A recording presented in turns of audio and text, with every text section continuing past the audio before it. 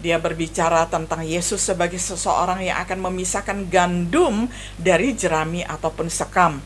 Pekerjaan Yesus akan memisahkan yang baik dan yang buruk. Pekerjaannya bahkan akan menyebabkan perpecahan dalam keluarga seseorang.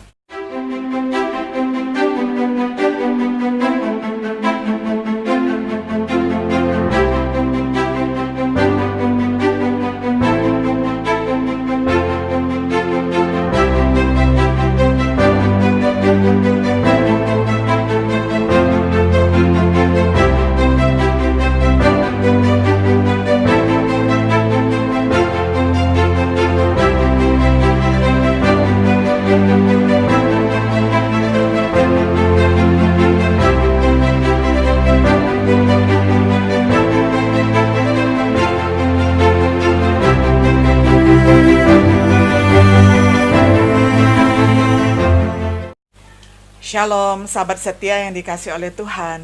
Senang sekali dan bersyukur sekali kita dapat berjumpa kembali di dalam acara Renungan Sahabat Setia pada episode yang ke-7 di dalam serial pembahasan Kitab Matius dengan tema Mempersiapkan Jalan Tuhan. Saya akan membacakan firman Tuhan untuk kita semua dari Matius 3 ayat 1 hingga ayat yang ke-12. Pada waktu itu tampillah Yohanes Pembaptis di padang gurun Yudea dan memberitakan, "Bertobatlah, sebab kerajaan surga sudah dekat." Sesungguhnya dialah yang dimaksudkan Nabi Yesaya ketika ia berkata, "Ada suara orang berseru-seru di padang gurun, persiapkanlah jalan untuk Tuhan, luruskanlah jalan baginya." Yohanes memakai jubah bulu unta dan ikat pinggang kulit, dan makanannya belalang dan madu hutan. Maka datanglah kepadanya penduduk dari Yerusalem, dari seluruh Yudea, dan dari seluruh daerah sekitar Yordan. Lalu sambil mengaku dosanya, mereka dibaptis oleh Yohanes di sungai Yordan. Tetapi waktu ia melihat banyak orang Farisi dan orang Saduki datang untuk dibaptis, berkatalah ia kepada mereka, "Hai kamu, keturunan ular beludak, siapakah yang mengatakan kepada kamu bahwa kamu dapat melarikan diri dari murka yang akan datang? Jadi hasilkanlah buah yang sesuai dengan pertobatan. Dan janganlah mengira bahwa kamu dapat berkata dalam hatimu, Abraham adalah bapa kami, karena aku berkata kepadamu, Allah dapat menjadikan anak-anak bagi Abraham dari batu-batu ini. Kapak sudah tersedia pada akar pohon, dan setiap pohon yang tidak menghasilkan buah yang baik pasti ditebang dan dibuang ke dalam api. Aku membaptis kamu dengan air sebagai tanda pertobatan, tetapi ia yang datang kemudian daripadaku lebih berkuasa daripadaku, dan aku tidak layak melepaskan kasutnya. Ia akan membaptiskan kamu dengan Roh Kudus dan dengan api. Alat penampi sudah di tangannya. Ia akan membersihkan tempat pengirikannya dan mengumpulkan gandumnya ke dalam lumbung. Tetapi debu jerami itu akan dibakarnya dalam api yang tidak terpadamkan. Sampai sedemikian jauh pembacaan firman Tuhan dari Matius 3 ayat 1 hingga ayat yang ke-12. Sebelum Yesus memulai pelayanan publik, kita membaca tentang pelayanan Yohanes Pembaptis yang berkhotbah di padang gurun Yudea, yang pada awalnya memiliki pelayanan yang sangat sukses, yang kemudian dipenjarakan dan dipenggal kepalanya. Meskipun pelayanan Yohanes Pembaptis berjangka pendek, namun itu jelas penting. Masing-masing dari keempat Injil mencatat pelayanan Yesus diawali oleh pelayanan Yohanes Pembaptis. Pelayanannya adalah mempersiapkan orang yang akan datang. Jika kita berusaha untuk memahami pesan dan pelayanan Yesus Kristus, kita harus mulai dengan orang yang diutus untuk mempersiapkan jalan Tuhan. Dalam pelajaran kita di episode ke-7 ini, kita akan mulai dengan mengamati apa yang dapat kita lakukan mengenai 1. Pelayanan Yohanes Pembaptis. Pertama-tama kita melihat pesannya Yohanes Pembaptis. Itu adalah berupa panggilan pertobatan. Dia berkhotbah, "Bertobatlah sebab kerajaan Allah sudah dekat." pertobatan di sini menyangkut perubahan pikiran, metanoian, perubahan yang mendorong seseorang untuk berbalik dari dosa dan berpaling kepada Tuhan. Didorong oleh kesedihan atas dosa-dosa seseorang dan diwujudkan dengan tekun keinginan untuk melakukan apa yang benar. Itulah definisi dari pertobatan. Lalu, proklamasi kedatangan kerajaan surga di ayatnya yang kedua, istilah kerajaan di dalam pemikiran Yahudi berarti pemerintah dan yang memerintah. Frase surga menyiratkan sumber dari aturan tersebut. Penulis Injil lainnya menggunakan kata kerajaan Allah. Misalnya Markus 1 ayat 14 sampai ayat yang ke-15. Aturan atau pemerintahan Tuhan akan diwujudkan atau dimanifestasikan dengan cara yang khusus. Tujuan Yohanes Pembaptis memproklamasikan pesannya ini adalah untuk menggenapi nubuatan Nabi Yesaya sebagaimana yang dicatat di dalam Matius 3 ayat 3, yaitu untuk mempersiapkan jalan Tuhan, luruskanlah jalan baginya, yakni bagi Mesias, yakni Yesus yang akan datang, yaitu untuk mempersiapkan orang-orang bagi kedatangan Mesias.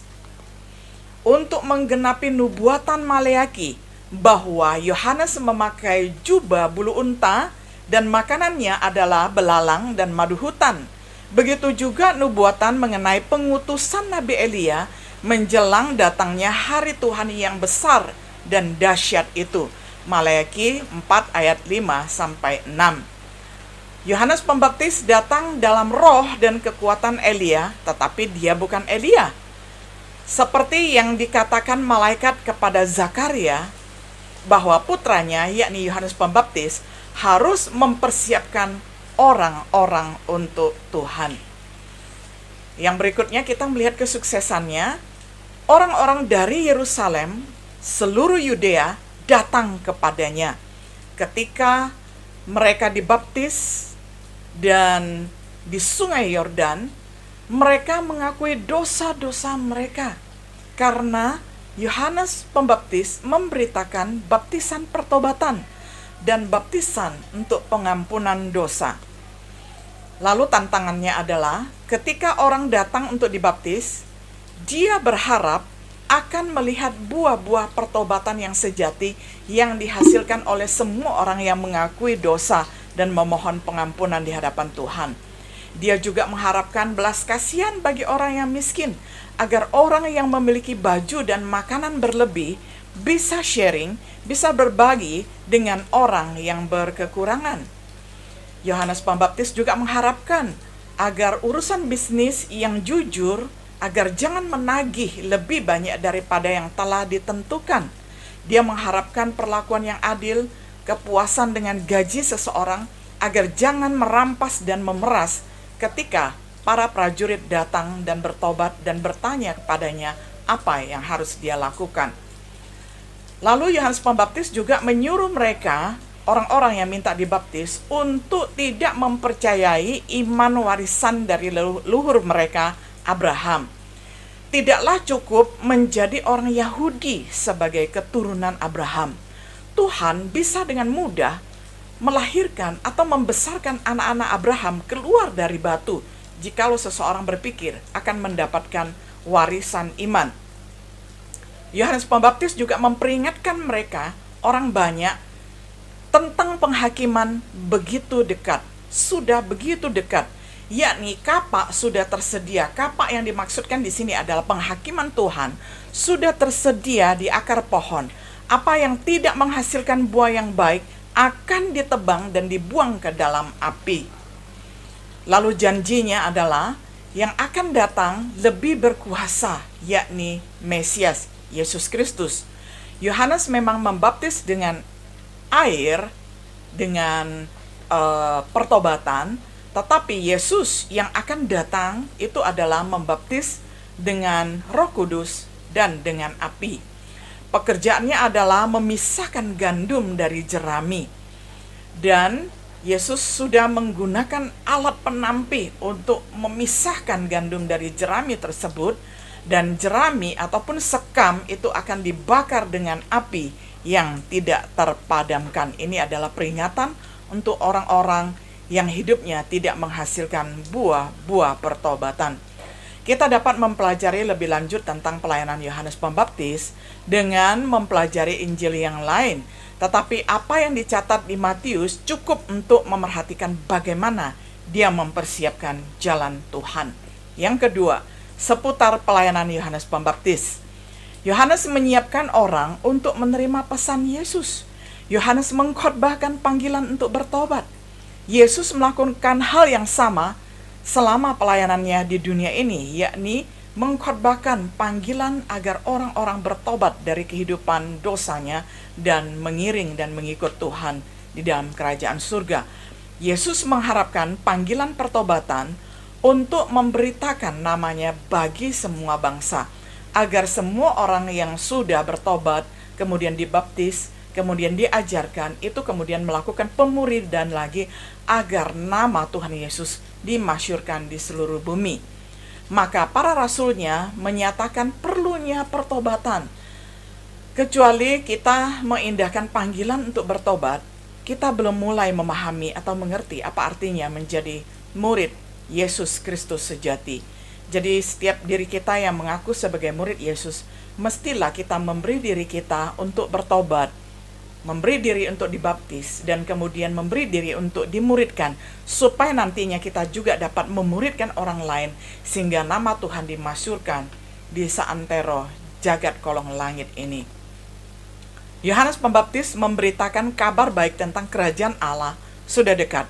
Ini adalah pesan yang sama yang diberitakan oleh Yesus Kristus oleh murid-muridnya Tuhan juga di dalam pekabaran Injil. Tema kerajaan adalah bagian penting dari pekabaran Injil. Kita melihat juga di dalam Amanat Agung dan juga diberitakan di dalam Kisah Para Rasul. Apa yang kemudian diajarkan tentang kerajaan surga akan kita bahas di pelajaran lain selama periode pelayanan Yesus di bumi dan seiring dengan kenaikannya ke surga. Yohanes mempersiapkan orang untuk pekerjaan Yesus. Dia berbicara tentang Yesus sebagai seseorang yang akan membaptis dengan Roh Kudus. Ini tidak menyampingkan Yesus membaptis dengan air, dan itu dilakukan oleh murid-muridnya. Yesus memang membaptis dengan air melalui murid-muridnya, dan kemudian memerintahkan baptisan air di dalam Amanat Agung yang dilakukan oleh para murid-muridnya. Tetapi Yesus juga akan membaptis dengan Roh Kudus seperti yang dijanjikannya, yang terjadi pada hari Pentakosta.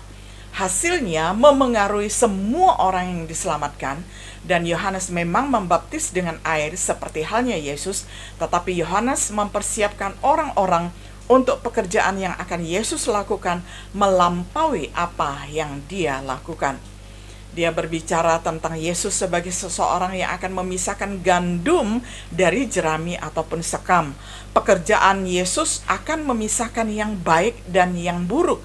Pekerjaannya bahkan akan menyebabkan perpecahan dalam keluarga seseorang. Dari apa yang Yohanes katakan, kita dapat melihat efek dari pekerjaan Yesus terkadang menyebabkan perpecahan, bukan perdamaian.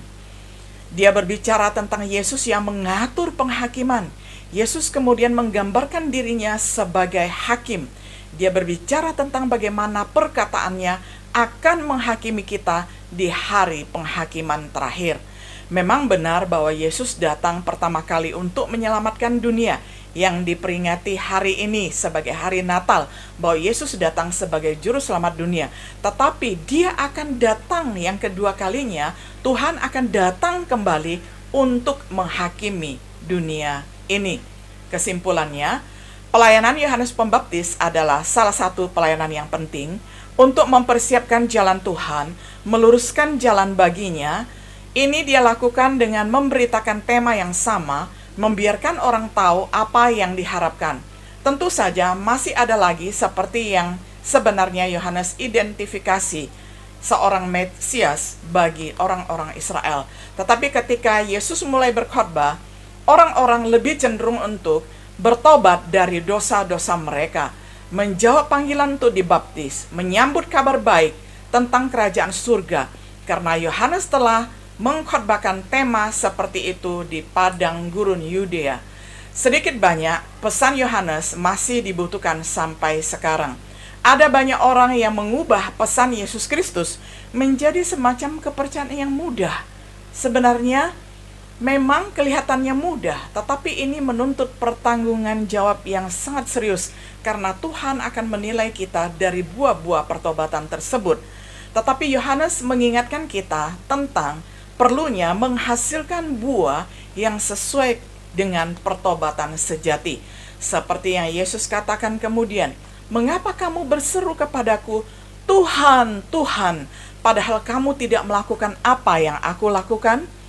Apakah kita menunjukkan menerima Yesus sebagai Tuhan dengan melakukan hal-hal yang Dia katakan? Sahabat setia yang dikasihi oleh Tuhan, kiranya di hari Natal ini kita mempunyai komitmen untuk memperbarui janji kita. Di dalam kehidupan pertobatan kita ingin menghasilkan buah-buah pertobatan yang sejati, sehingga ketika Tuhan datang untuk yang kedua kalinya, kita berbahagia dan menyambut Dia dengan penuh sukacita karena kita sudah mengerjakan bagian kita. Kiranya di masa raya Natal ini kita semakin mengasihi Tuhan, kita menyambut Putra Natal di hati kita setiap hari, bukan hanya pada hari Natal saja, tetapi segala musim kehidupan kita. Kiranya damai sejahtera Natal menaungi kita semuanya. Shalom.